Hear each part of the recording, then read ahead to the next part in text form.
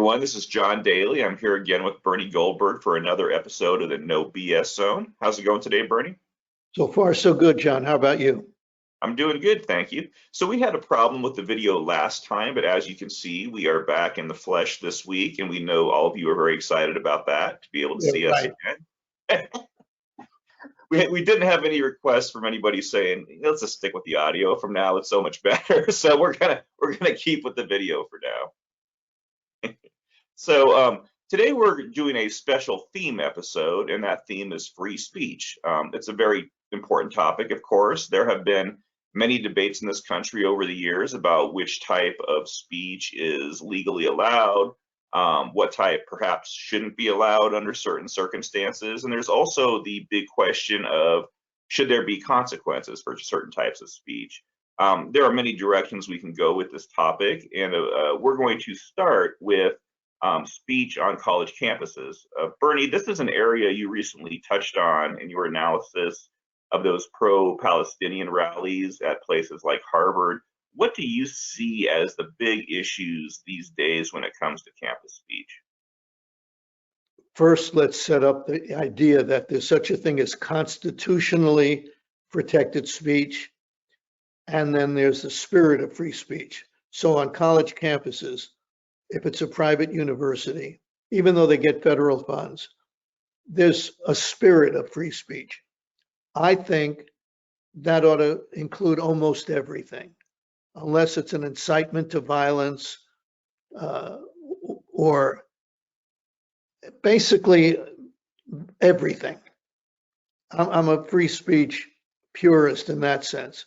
So I think you should be able to have demonstrations that come out for pro-Palestinian rights.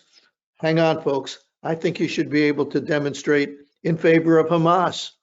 I think you should be able to demonstrate and say Israel shouldn't exist.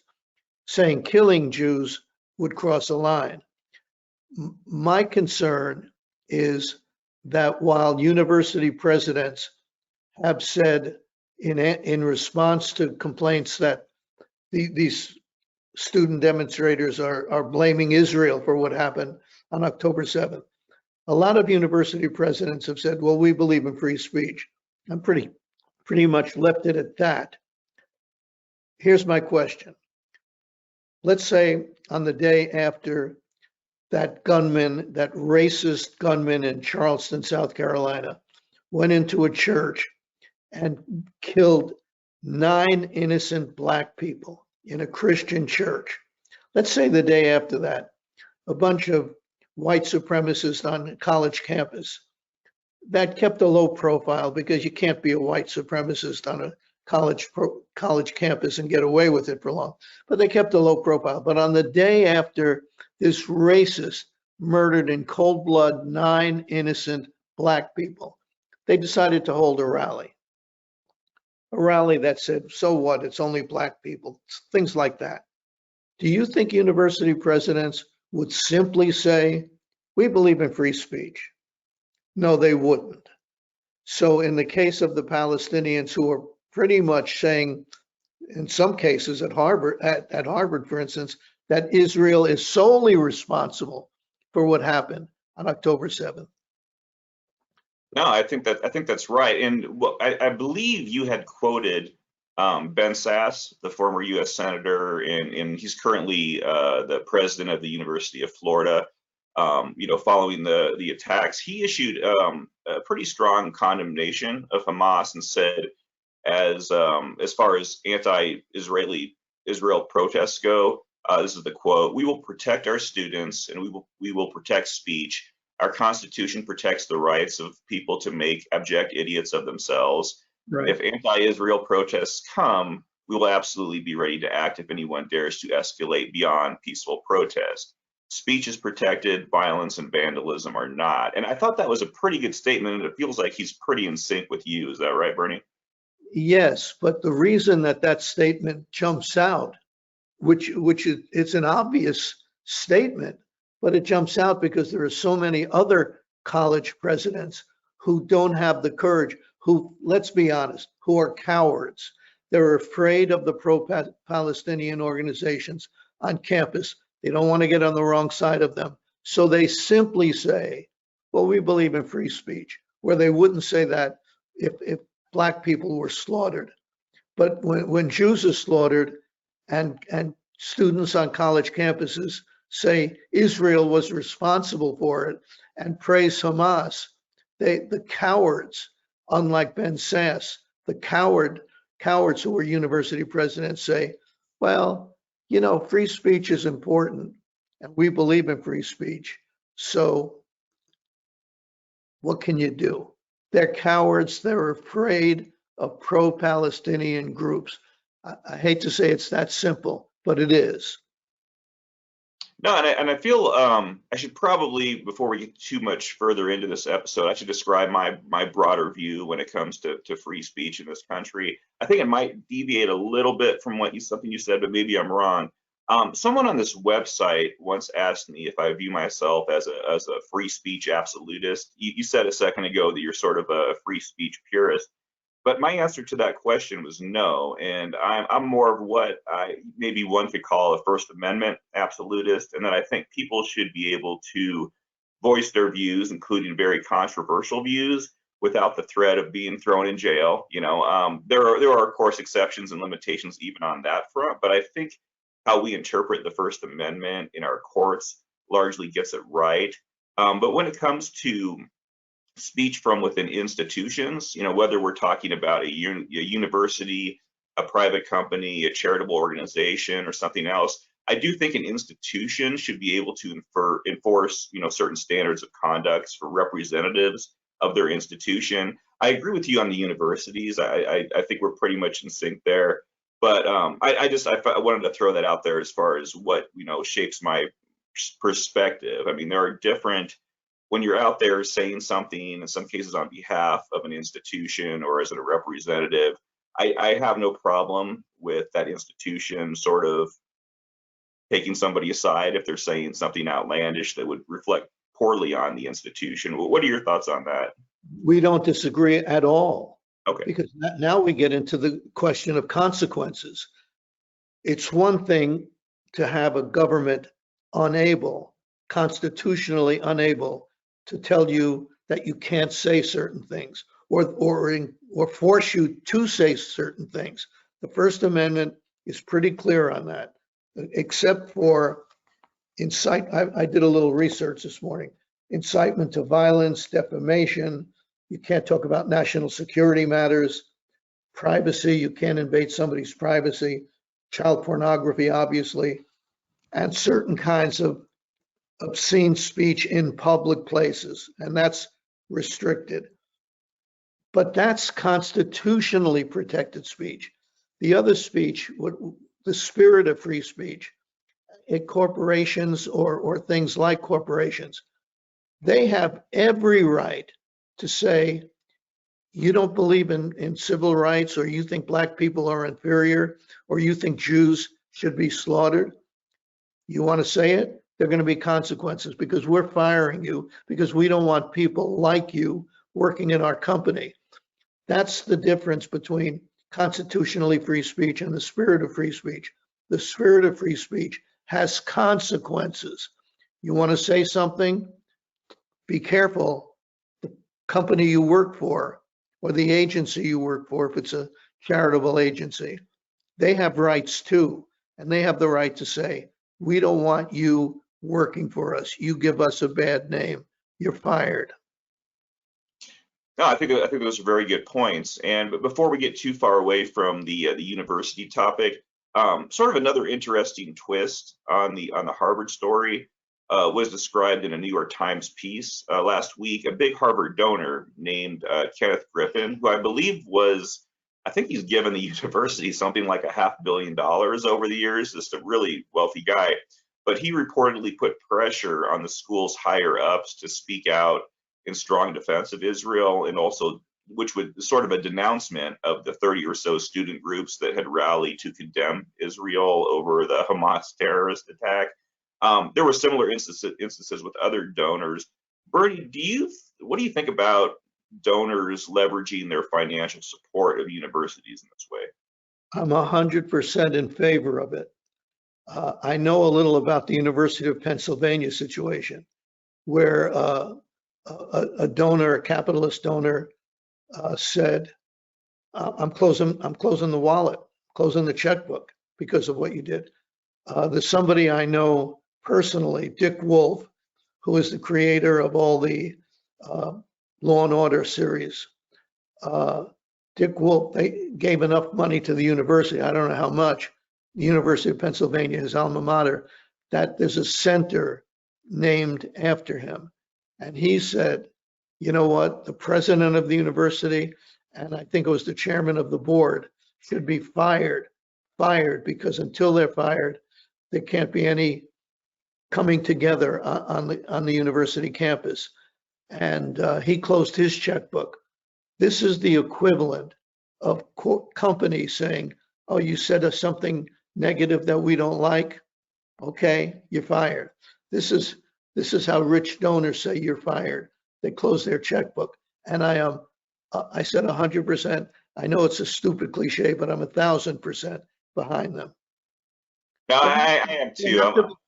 There have to be consequence. You know, you can say almost anything you want in this country, but don't think you could then hide behind some fictional right, unless it's again the government and the First Amendment.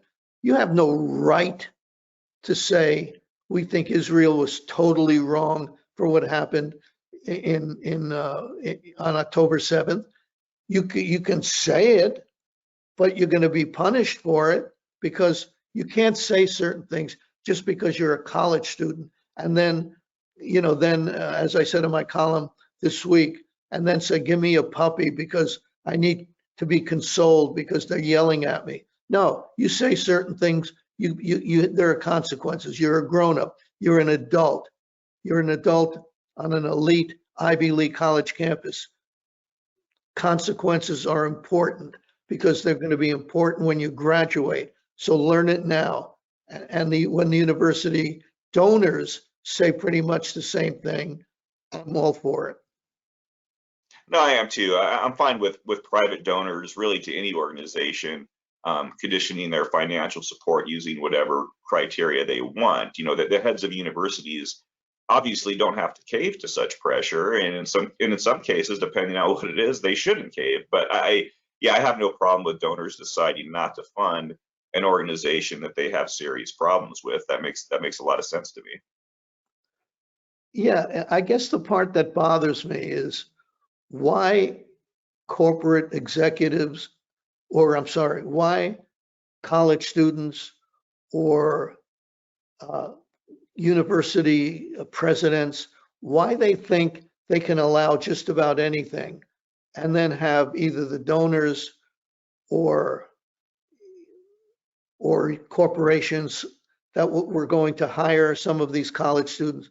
Why do they think that they have a right to say anything, but somehow the company doesn't have a right to say, I know I offered you a job, I'm rescinding the offer? Or a university president, a cowardly university president, saying, well, we believe in free speech, and leaving it at that, you know, and then think that there won't be any blowback on that. That's just not grown up. Of course, there's always blowback if you say something controversial. That's okay. Sometimes it's legitimate, sometimes it's not. But you shouldn't be protected from blowback because you're a university president or you're a CEO of a company or that doesn't want to hire certain students. No. Speech is free in most cases, and it has consequences at times, and that's how it should be. Let's talk a little more about, you brought up the private employment and how it relates to free speech. So ethically, I don't think it's necessarily a good thing, just as generally speaking, to condition someone's employment, let's say on their, you know, political or societal views, aligning a certain way. At the same time, you know, if the views an individual is expressing are, let's say, you know, morally reprehensible, as in, you know, genuine bigotry, we talked about sexual deviancy, something of that nature, you know, I can totally understand an employer saying, you know, I don't want that person representing my company. Now, I think the line can get blurred easily in today's grievance culture, where a lot of people on both sides of the political aisle are just sort of itching to be offended. For example, if someone loses their job over failing to use someone's preferred pronouns or being confused over something like that, I don't think that's a great thing. So I think there's a lot of gray areas. I mean, in this case, it's pretty clear cut. I think when you're talking about someone who would stand with Hamas or rationalize what they're doing. But do you worry about these other parts too, where people are being punished by their employees, perhaps for having an unpopular opinion that's not really affecting their job at all, and it's not even terribly out of the mainstream, but doesn't align a certain way? I am against company executives interviewing students who want jobs at their companies and saying, are you a Democrat or a Republican? Did you vote for Donald Trump? Did you actually vote for Joe Biden? And then saying, we don't want you in this. I'm against that. I'm even against if somebody holds clearly objectionable views, if they keep them to themselves, if they don't publicly express them. I don't want the thought police going in and saying, well, I hear that you once said, something that we don't like. That's the gray area you're talking about. But it's when people hold views that corporations don't like. I'm all for the corporation saying we don't want you. Now, I said earlier, I don't think they should be interviewing you when they interview you and asking all sorts of intrusive questions. I mean, that's none of their business. But even there, unless it's based on race, religion, national, or those kinds of things, they even have a right to say we don't want you in our company. I think it would be wrong to keep people out for non-objectionable views that the CEO doesn't like, but on certain views that we can all agree, or many of us could agree, whether we're Democrats or Republicans, conservatives or liberals, can agree is, come on, you can't, that's wrong. That's wrong. Saying black people are such and such, that's wrong. Saying Jews are, murder children and do it intentionally. No, we don't want you here. We just don't want you. I think I think that part is okay. Yeah, no, I think we're largely in agreement there. So last area I wanted to touch on a little bit, and I don't think I'd sent you a note on this, so I'm not sure what your take is. This should be interesting. Is internet censorship. There are a lot of people who view internet moderation as being some kind of attack on free speech. They think that anything should fly online, virtually anything. As an administrator on this website, and also, I did a lot with the old Goldberg.com before that. I've sometimes heard from people who say that you and I are against free speech when we ban, certain commenters, which is an extremely rare occurrence, by the way, but it has happened over the years, or even just because we've deleted certain posts, whether it be for, excessive profanity or racial slurs, or in some cases over the top personal attacks, including against you and I. What do you think about that? Are you and I anti-free speech when it comes to online discourse? Absolutely not. First of all, we're a private organization. We can ban somebody because they eat Cheerios for breakfast if we want. That would be stupid, but we can do it. But when it gets to profanity or racial stuff or anti-Semit, I don't like the term anti-Semitism. It's too clean. Jew hating stuff. No, you have no right to be on our website saying those things. You can say those things someplace else. It's not up to us to say where you can say it, except you can't say it on our site. And we're not, and anybody who says we're violating their free speech is an idiot. Let's not dance around this. What right are they claiming they have? They have a right to call people names that we think cross a line of decency. What right is that? What amendment is that? You know, that they're stupid. I said they were idiots. They're stupid idiots. I think, yeah, and I'm of course in agreement. I think like I said earlier, I see it, institutions should be able to enforce standards of conduct. You in this case, or the owner of this platform, you're providing it to other people. I think it's entirely appropriate to set some boundaries for its use. And if people don't like those boundaries, they don't have to use or subscribe to this platform. The same goes for social media. There was, we had a lot of discussion. It was probably almost a year ago now. I might have the timeline off, but when Elon Musk was acquiring Twitter, and he had, I think he still does describe himself as a free speech absolutist, and that anything should go. And first of all, I would argue that he is. I mean, he's done moderation as well since he took over Twitter. He's seen that he needs to as well, and he's made a lot of bad choices, I think. But as the owner of Twitter, he can do these things. I mean, that's perfectly within his right to do. And if people don't like it, they can leave. And a lot of people have been leaving. But yeah, no, it's funny. I've heard from a number of people who honestly seem to believe that they have a right to have their voice heard on any platform. And No, they don't. They don't. They don't.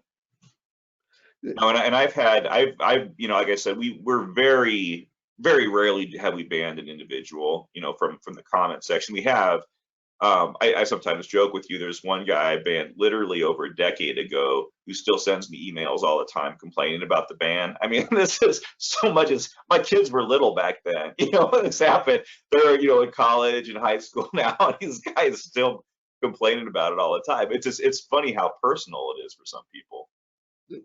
Before we go, and you made some very good points, but before we go, the overarching point to me, the most important point to me, is the cowardice of university presidents.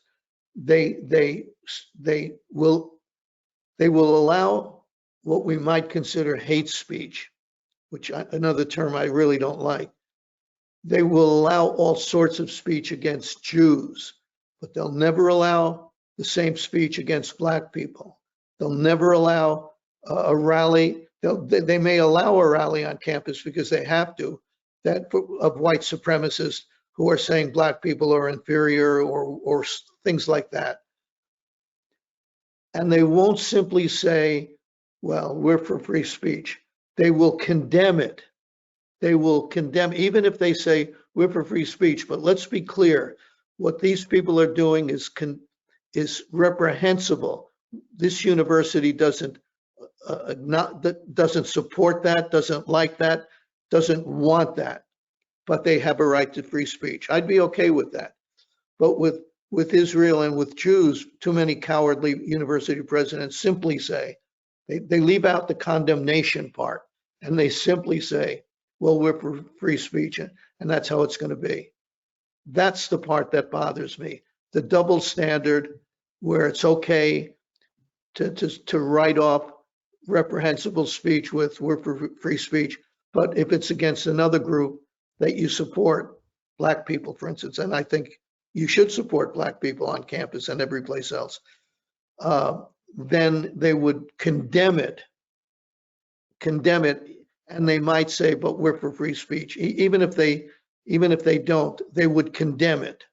Or I should say, even if they do say we're also for free speech, they would still condemn the reprehensible speech. But they're not doing that now about October 7th.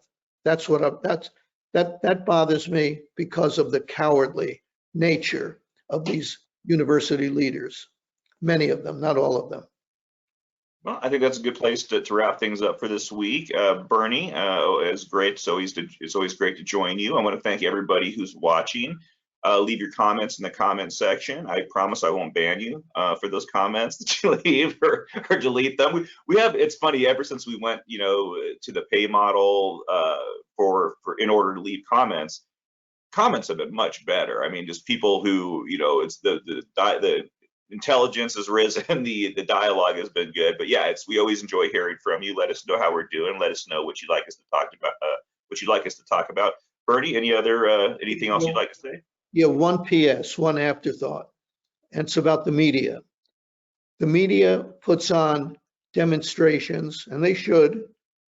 They say there's pro-Palestinian demonstrations on one side of the street, pro-Israel on the other side of the street. They don't mention what the pro-Palestinian group basically wants and says in their signs, and that is the elimination of the state of Israel. They just sort of say, on the one hand, they're pro-Palestinian demonstrations, on the other hand, they're pro-Israel demonstrations.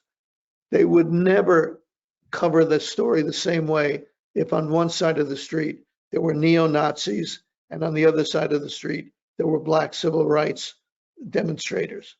They would point out that one is a hateful group, and rightfully point out. But they don't do that with these demonstrations, whether on college campuses or in city streets. They're more neutral. That's an annoying thing too about the media, and I should have mentioned that a lot earlier.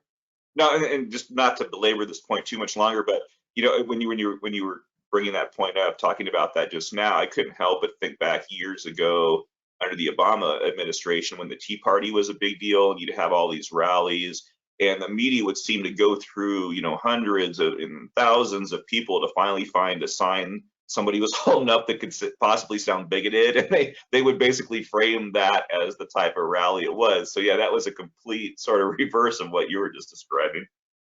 Right, because there are signs at so-called pro-Palestinian rallies that are really pro-Hamas rallies that say that call for the elimination of Israel. Who's searching out those signs?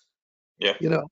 By the way, on the Tea Party thing, I think they even, if there was a misspelling in a sign, that's right. No, I think I remember that. They'd show the sign, and more than the implication, it was these people are stupid. Yeah, a stark contrast for sure. And it's the nature of their bias. If it's groups that they either support or sympathize with, they get a pass. In this case, the pro-Hamas, pro-Palestinian rallies. If it's a group that they abhor, that they hate, that they loathe, and for good reason, neo-Nazis, they'll point out anything that makes them look like the bigots that they are. I'm not against that. I'm saying let's have a little even-handedness from the media. Right. Consistency for sure. All right, everybody. Bernie, thanks again. And everybody, you have a great day. Thank you. Bye-bye, John.